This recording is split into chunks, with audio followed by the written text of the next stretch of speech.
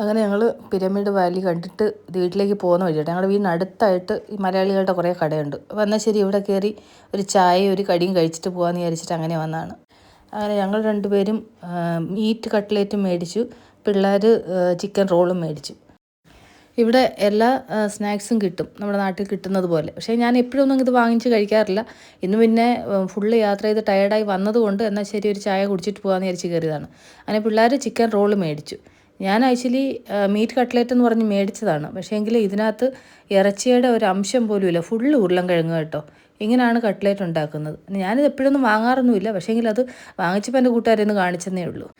അപ്പോസ് lime tea മതിയെന്ന് പറഞ്ഞ് lime tea മേടിച്ചു. ലൈം ടീ മേടിച്ചിട്ട് ഇപ്പോൾ ആൾക്ക് വേണ്ട, ഓരോരുത്തർക്ക് മാറ്റി കൊടുത്തോണ്ടിരിക്കുക. എല്ലാവർക്കും കൊടുത്തപ്പോൾ അവർക്ക് രണ്ടുപേർക്കും വേണ്ട. അവസാനം ആ ബ്ലാക്ക് ടീ ഞാൻ തന്നെ കുടിക്കേണ്ടി വന്നു. അവൻ കുറച്ച് കുടിച്ചാൽ വെച്ച് പിന്നെ തിരിച്ച് എൻ്റെ കയ്യിലേക്ക് തരുക.